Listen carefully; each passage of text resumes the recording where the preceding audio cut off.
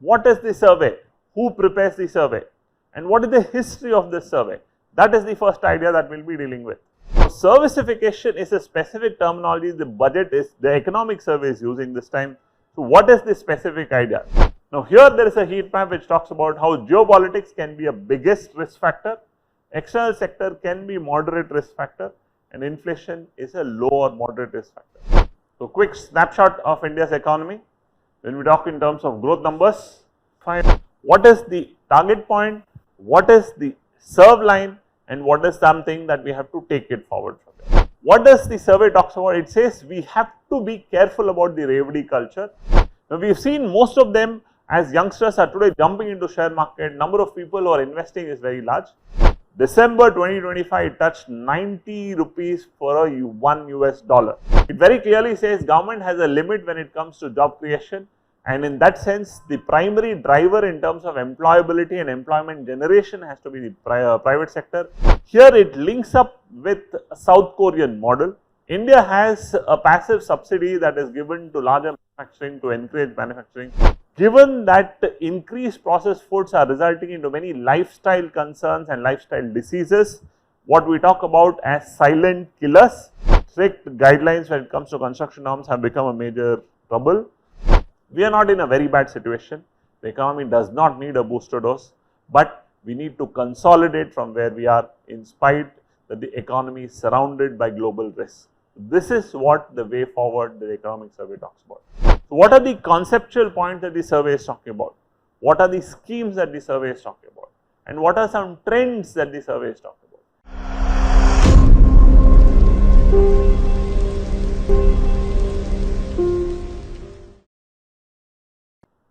Hello everybody, a very warm welcome to all of you. At India4IAS today, we will be analyzing the economic survey for the year 25-26. Yesterday, the economic survey has been tabled in the parliament, and it is important for us to understand what does the economic survey bring about. One very important thing that all of you should note is economic survey does have a lot of importance for UPSC civil services exam. We will definitely tell you how much importance for prelims and how much importance for mains.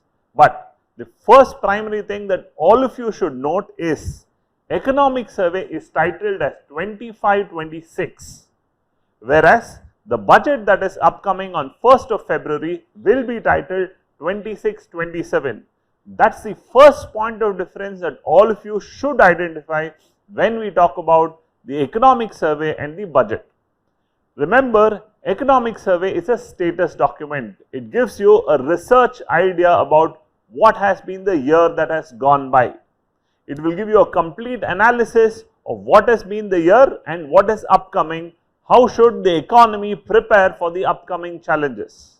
So, welcome to all of you once again for the economic survey of 25-26. Given this is prelim season and just that the economic survey has come yesterday, we are not doing an in-detailed analysis, but rather a detailed structural analysis so that we get an idea about what are the macro points that the economic survey is speaking about. Here comes the perspective so that you get the larger know-how and what are the in and out about the economic survey. Welcome to you once again. So, the 25-26 economic survey was very clear and specific in about what it want to put forward. It did take side of the government. It also gave a lot of caution because we are surrounded by a global scenario that is definitely uncertain. So, taking in consideration of all about this, economic survey has put forward certain points. Now, we will deal this in two structures. The first one, largely we will take about 8 different sectors where economic survey is putting forward the ideas related to the economy at the present status. The second, we will take about 10 specific points that the survey is dealing about, and those 10 specific points, what is the caution that it is putting forward. But to start with, what is the survey, who prepares the survey, and what is the history of this survey? That is the first idea that we will be dealing with. What is the purpose and context? We all know the economic survey is prepared by the Ministry of Finance, specifically the Chief Economic Advisor to Ministry of Finance. Yesterday it was tabled by the Finance Minister Mrs. Nirmala Sitharaman, but it is prepared by the Department of Economic Affairs within the Ministry of Finance and the Chief Economic Advisor Mr. Anant Nageshwaran. So, it comes with a clear idea. It talks about a review of the economic performance in the year that has gone by and set a macroeconomic context of the challenges that you are expecting in the upcoming year. Analyze very key important trends, risks that are upcoming, also talk about policy measures that can shape economy's landscape for India. So, this is in brief the policy context. While we go ahead further, what is the history? When was the first economic survey tabled? Was it coming along with the budget? Yes, that is right. The first economic survey was tabled as early as 1950-51 when we started. The first economic survey in that sense was proposed by John Mackay, the first finance minister after India had elections. But in 1964, the economic survey was separated from the budget, and we have a practice of presenting the survey one day before the budget. That gives good enough time to analyze, understand what has been the economy status in the year that has gone by. This year specifically, the budget is being presented on 1st of February, which is a Sunday, the second time on a holiday that the budget is presented, and the economic survey is presented 2 days in prior. So, 29th of January, the budget economic survey is presented, budget is coming up on the 1st of February. So, this is in brief about a history. It gives you an understanding, also gives a larger analysis how decision making needs to be done. So, what is the idea that, so this is the Chief Economic Advisor, Mr. Anant Nageshwaran, and he is talking about the specific, the 25-26 budget economic survey that was presented, it was tabled in the parliament, and we all know specifically budget and economic survey are exclusive opportunities for the Lok Sabha, which is the House of People. Now, let us look at some macroeconomic trends. First, most important idea, the survey talks about what will be the growth forecast. What has been the growth forecast for the previous years, what is the current year looking like, and based on that, what about the upcoming year. It takes a lot of factors, national, international, that is the global uncertainties taken in specific, how are we dealing with it. In that sense, for present year, that is the financial year of 26, we are looking at a growth percentage of 7.4, that is down by 20 basis points, but that apart, not keeping it technical, you need not worry about the idea specific. Now, very specific into the idea, how much is the economic survey important from UPSC perspective? From the prelims perspective, probably it is about 20 to 25% or a little less than that. But from the mains perspective, economic survey is very, very important. It is like a gold mine. Almost 80-85% of economic surveys understanding, analysis and data becomes very, very important to all of you. That gives you a larger understanding in terms of answer writing, specifically GS paper 3. Many times it gives you such important data where a lot of questions are directly asked from the economic survey. That is why analysis and understanding of economic survey becomes important.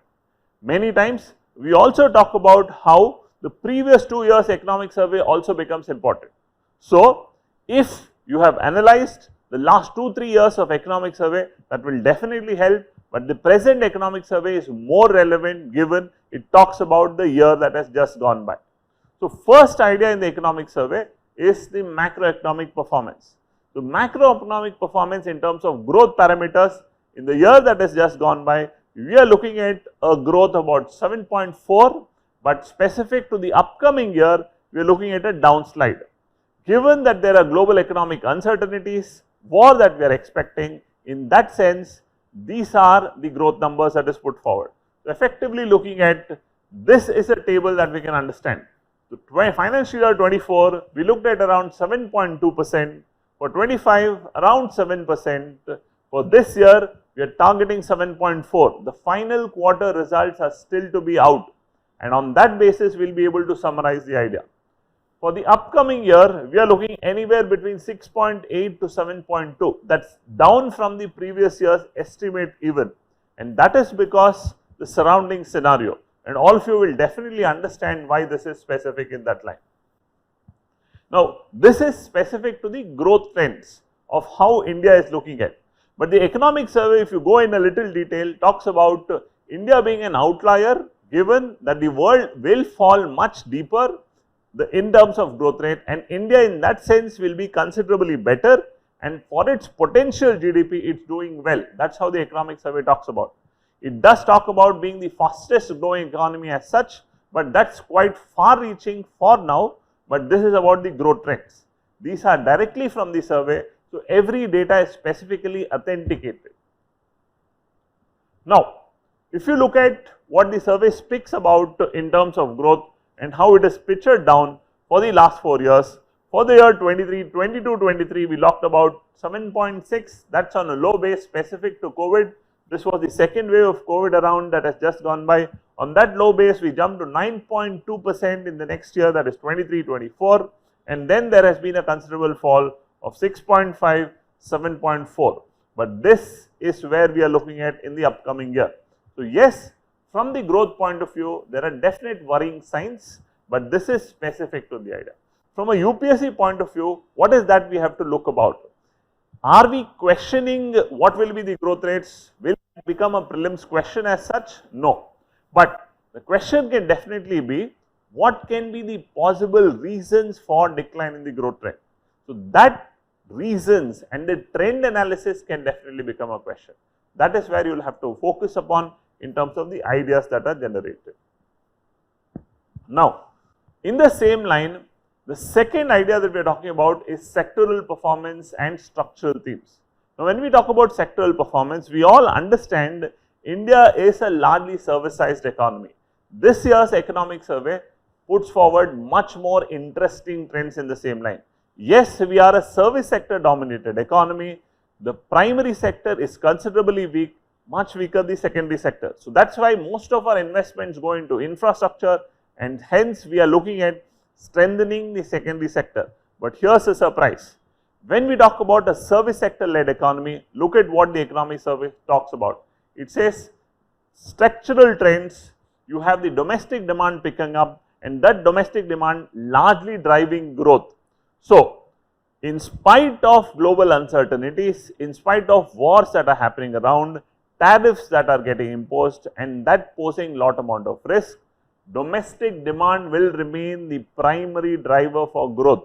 That is something. And further, capital formation. India's focus on capital expenditure over the last 3 years, specifically in terms of the budget and the expenditures going in terms of highways and all the capital expenditure, that has benefited for domestic demand becoming the primary driver for growth. And in that sense, when you do a structural analysis, service sector plays a very important role. India's service sector is going to be the primary driver for growth.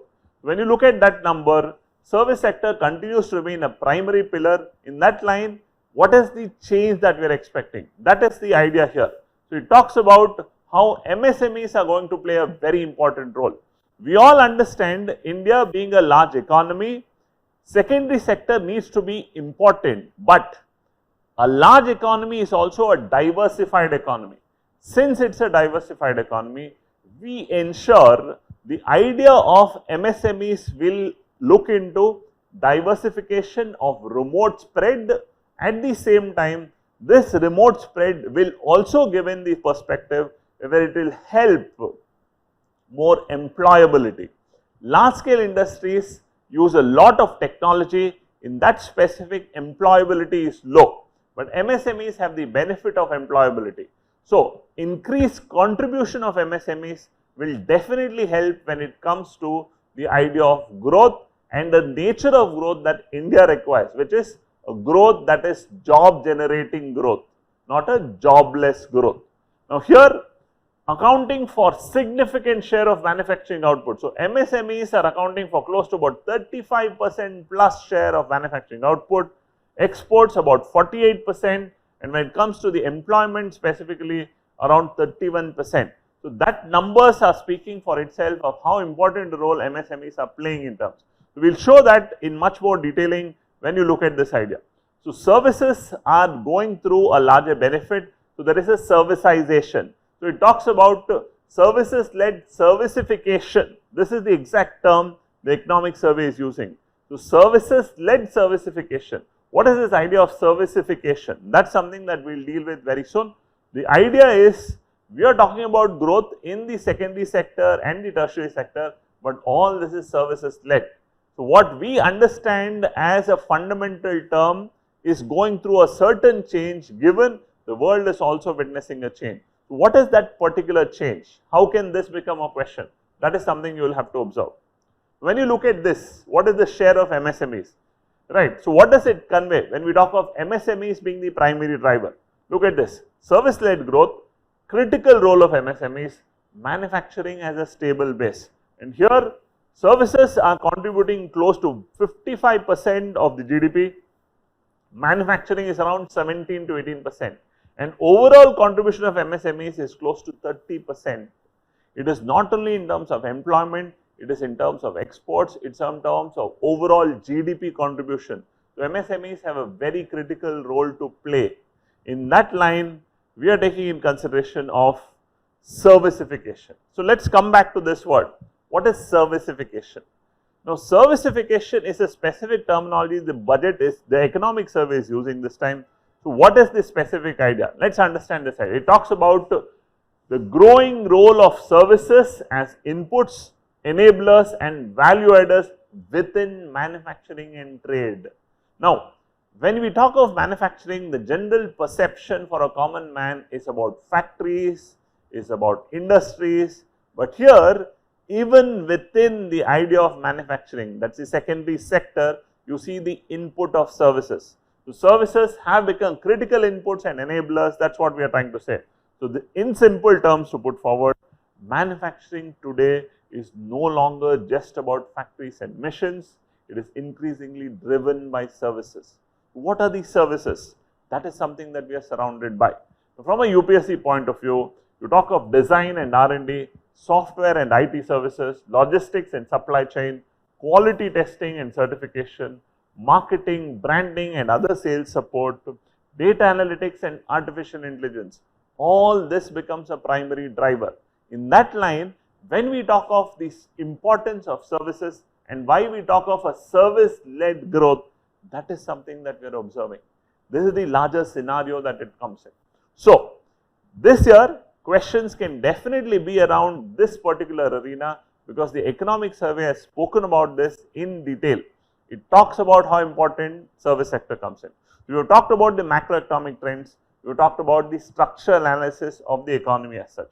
Going further from here, what are the key insights specific? Talks about MSME specifically contributing to 30% of GDP, 45 to 50% of exports and a major employment generator. We have seen this playing a very important role and we have understood this further. Now, talking about India's external sector challenges. So, when you talk of external sector and how important does that pose a risk or as a challenge? Inflation. One of the biggest plus for the economy this year is about inflation because we have constantly been successful in keeping inflation under control. It is under control in the idea of RBI's accepted inflation targeting limit. So, we have a 4% target plus or minus 2% in terms of the band. That is why it clearly says it is well within the RBI's tolerance band.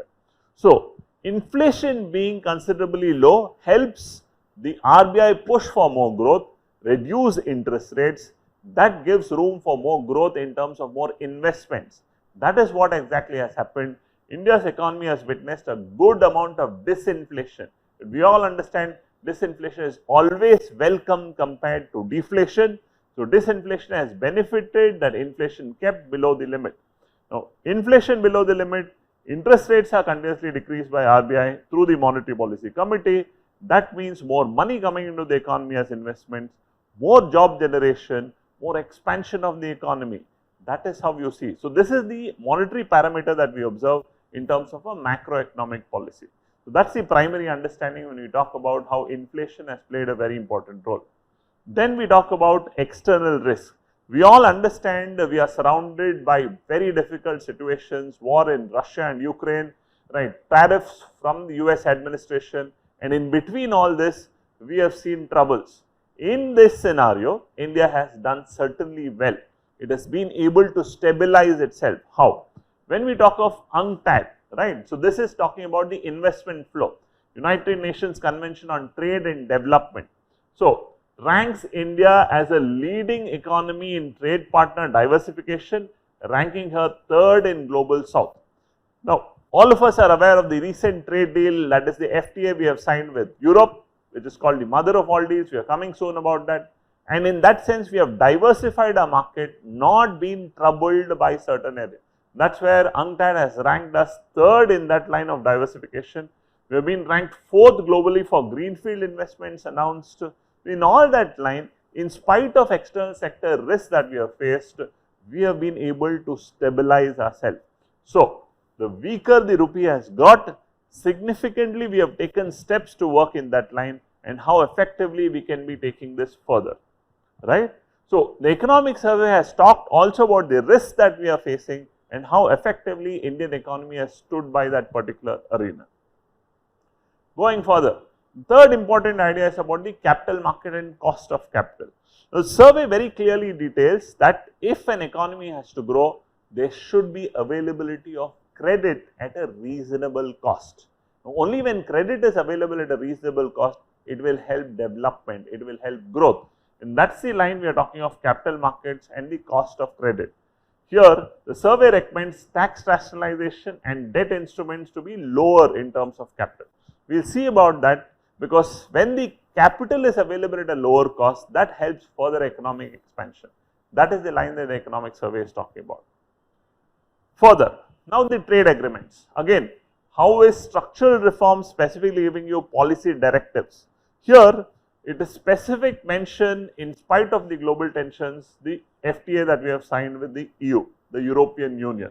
In that line, increased India's manufacturing competitiveness and also helps reduce external vulnerabilities. EU is a large trading partner. The European zone helps us open up our trade barriers specifically. In that sense, it will help definite diversification. That's why it is called the mother of all deals. So it brings together the second and the fourth largest economy, abolishes close to 9,425 lines of Indian exports in terms of tariff, and then unlocks preferential access close to $75 billion in exports, encompasses close to 1/3 of global trade. That is why this deal is supposed to be a benchmark, especially in the present economic scenario. No doubt why America expressed its unhappiness with respect to the deal. Now, technology and AI. Here is where we are very clear that we want to use AI and we are specifically going ahead with technology, but how important? That's the line. So, it talks about emphasis on not direct jump, but a safety. So, non-negotiables is about AI safety and governance, highlighting a need for a policy framework. Predictive analytics, facial recognition and data profiling, especially at a time where technology can be a boon and a curse, we are ensuring that there is safety given the first priority. So, in that sense, India's AI ecosystem is evolving and we are taking very responsible steps in going ahead in this direction. From the UPSC point of view, all this will be necessarily important when we talk about how effectively we are dealing with this step by step and working that along. That's the line that you have to catch. Now, fiscal and monetary policy context, specifically because the revenues are drying up, and in that sense, lot of reforms have been initiated. We all knew we are surrounded by global uncertainties, kept that in mind, we had to initiate reforms. So, yes, on one side, fiscal policy consolidation has been initiated, GST reforms have come by. The 4 different tax slabs that has been now brought down to only 2 tax slabs, with one major for luxury goods, which is around 40%. Having said that, that has benefited the economy to ensure there is larger growth. So, direct tax base has expanded, that has definitely brought in more reforms, more returns being filed and naturally more revenues. We also see the amount of formalization of the industry has also benefited, that also has benefited fiscal consolidation. In that sense, the budget has definitely coming up with lot more reforms in that direction, which will benefit the economy in specific. That's the line that we are taking forward. So, gross GST collections has further stood much more close to 17.4 lakh crore. That's the line that you have to understand. So, this is the line of target that we are speaking about when we are working in that direction. Now, deficit trends, this is important to observe given that we had a target to achieve, right. When we specifically speak of what is called the FRBM targets, the FRBM targets come about in that line. What does the FRBM talks about? The FRBM talks about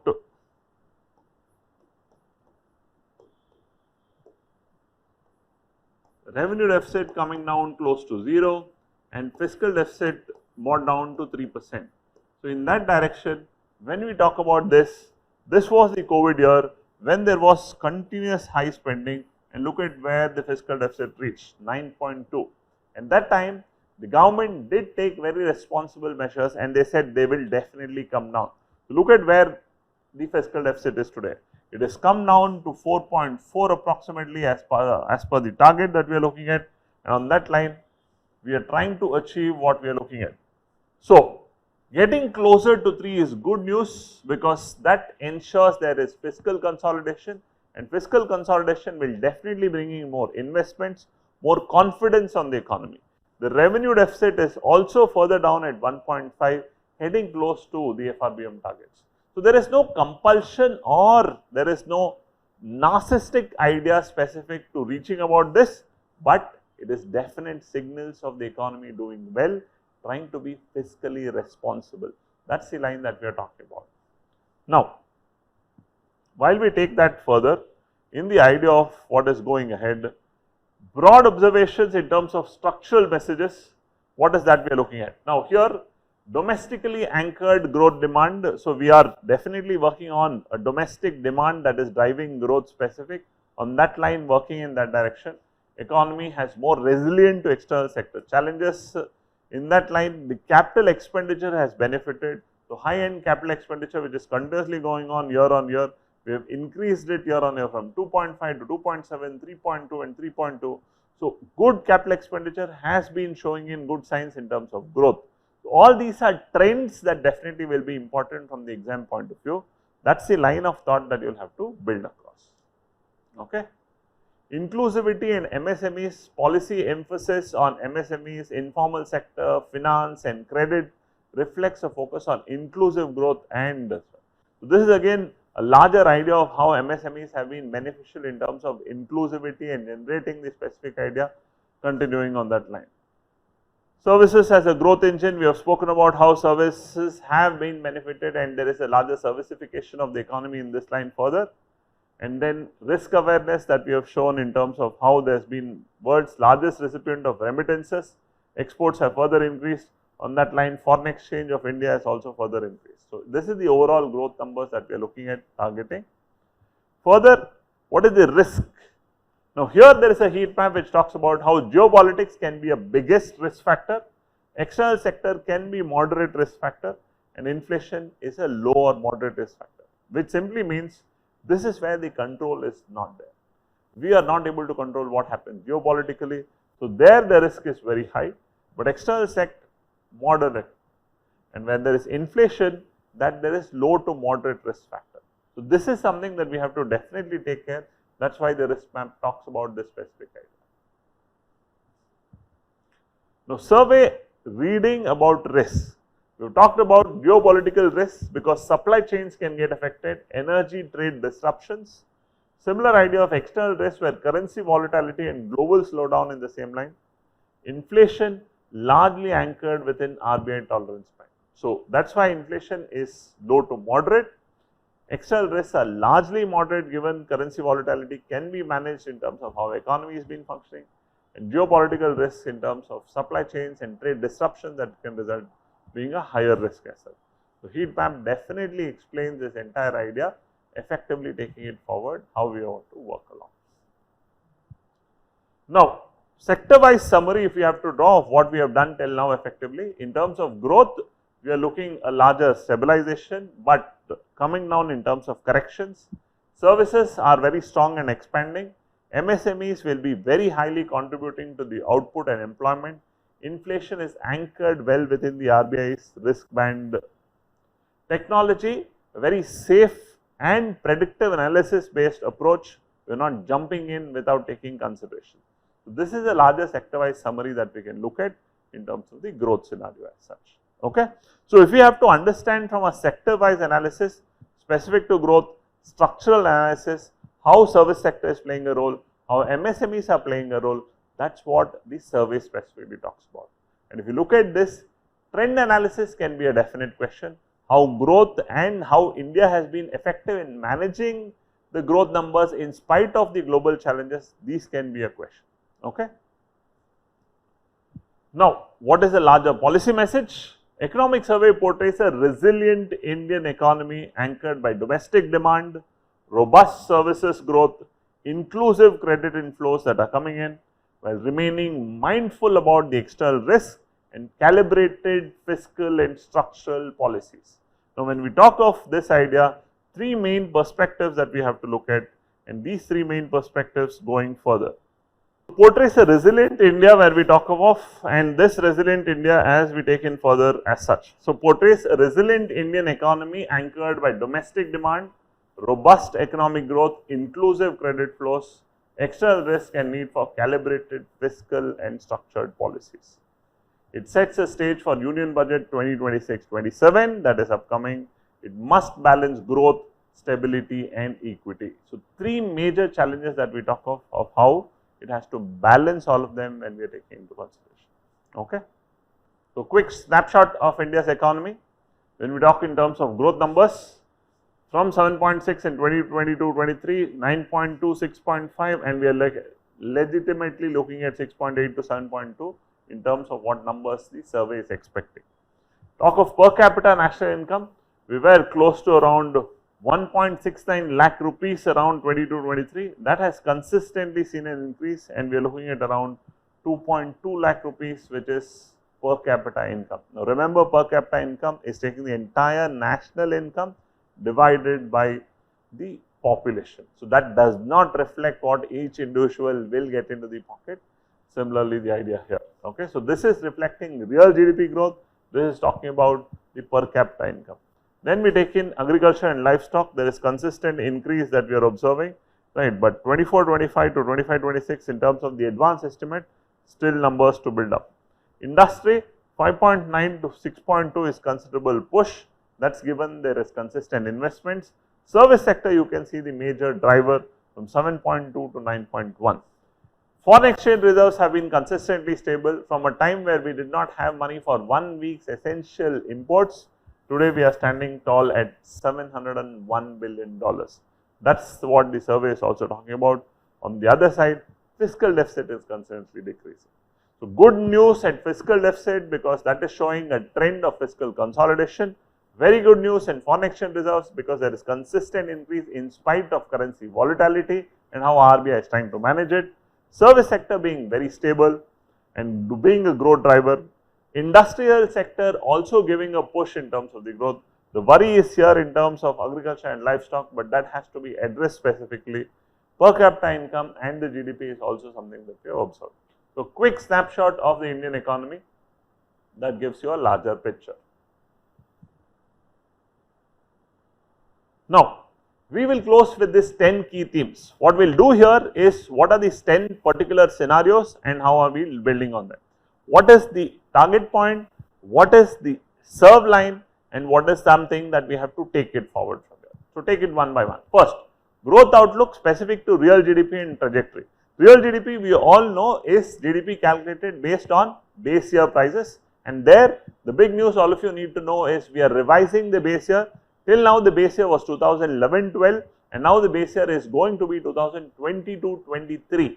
That is the accepted base year that will be announced through the budget. So, that will be the new base year for GDP calculations. So, real GDP is GDP calculated based on the base year approximation, whereas nominal GDP is based on the current prices, real GDP is based on constant prices. The real GDP understanding in terms of the outlook, we have seen that number to be 6.8, 7.2. What is the interpretation? There is a calibrated slowdown, but it is not a cyclical slowdown, which means you are not experiencing a downslide, but it is a calibrated slowdown. You are driven primarily by domestic demand, public capital expenditure, and that Survey highlights growth resilience anchored by domestic demand. The second one is fiscal populism. It talks about the Revdi culture. Now, what does the survey talks about? It says we have to be careful about the Revdi culture. The Revdi culture in terms of giving out freebies that can be very disturbing for the economy, because what we observed in Karnataka, in Maharashtra, in Madhya Pradesh, elections being driven largely by populism. That is something the survey is putting a warning signal upon. Now, here it says instead of unconditional cash transfers, it talks about a successful Brazilian model of conditional cash transfers. So, Bolsa Familia was a very successful model of Brazil, where it talked about how exactly you need to go about specific conditional cash transfers. So, that is something the budget is talking about. Shift to conditional cash transfers linked to school attendance, vaccinations, nutrition and health outcomes instead of unconditional cash transfers, which will have a definite negative impact. That is something that is observed in terms of fiscal populism as the second point. The third point we are talking about here in the same line is algorithm based trading. Now, we have seen most of them as youngsters are today jumping into share market. Number of people who are investing is very large. We have a lot of social media enthusiasm there, again driven by. That is why this talk about algorithm based trading can become a definite negative. How important in that line? So, it talks about market stability, because a large amount of emotional investments coming in, large driven, and sudden pullout can create volatility in the markets. So, this rapid frequency can be disturbing. So, risks identified is about volatility, price distortion, and also reduced role of the fundamentals. So, it is talking about a need for regulatory vigilance and market integrity safeguards. This is again that the survey is highlighting specific. The third important point in that line, what is the fourth one? The fourth talks about rupee depreciation. Rupee has very badly depreciated. We have seen December 2025 it touched 90 rupees for a $1 US. So, that is considerable decline, in spite of which India has helped diversification. So, what is the survey suggesting?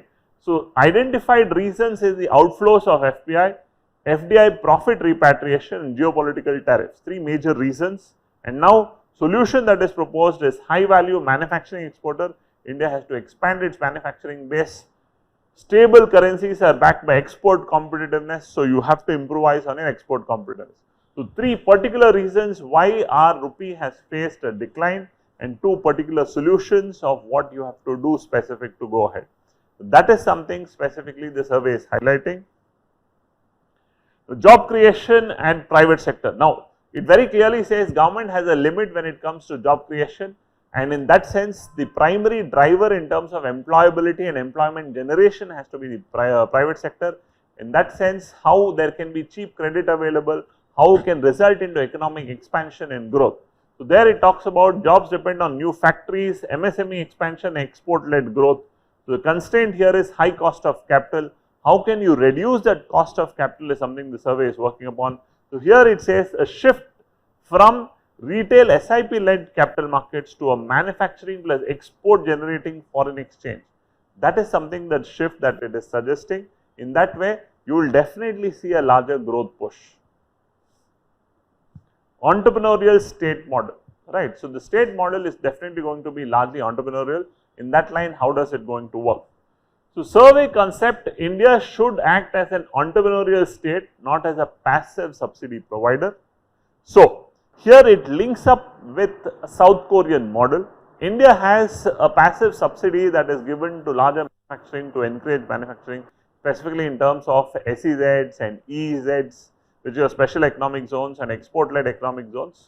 But here it links to what is specific to South Korean model, which is performance oriented. So, South Korea subsidies are tied to performance. Metrics such as exports, qualities, jobs and innovation become important for subsidies. So, the survey is definitely suggesting India should become an entrepreneurial state. It is not about being an IAS officer and very happy with your job, rather you should be anticipating more entrepreneurs coming in. So, instead of being a passive subsidy provider, link your subsidies to outcomes, to performance. That is what it is suggesting. A business mindset need to be brought in, where risk, outcomes and efficiency can be definitely handled. So, this is again an entrepreneurial state model that has been worked about from the survey that is specifically suggesting. Now, what is the warning? Now, here it talks about processed foods becoming a major concern. When you talk of processed foods, given that increased processed foods are resulting into many lifestyle concerns and lifestyle diseases, what we talk about as silent killers. So, it is suggesting a front package labeling when it comes to the idea of processed foods. That can definitely be a larger beneficial factor. So, front of the pack labeling, simple visual indicators instead of what is being put in very small lines outside, the calories in terms of the fat percentage, trans fats present, all that will have reduced the idea of obesity, diabetes and lifestyle diseases. That is also something the survey is specifically focusing upon. We have become a large data consumption society in terms of technology and smartphone spread. As much as it is a boon, because we are talking of mobile phones being used as systems of social transformation, but it can definitely become a curse too. The survey highlights that. The survey talks about how there is negative in terms of data where there is addiction, mental health concerns. So, that has been a major concern in terms of data addiction specifically to gadgets. So, here it is suggesting overuse can result to anxiety, depression among youth and how there needs to be care.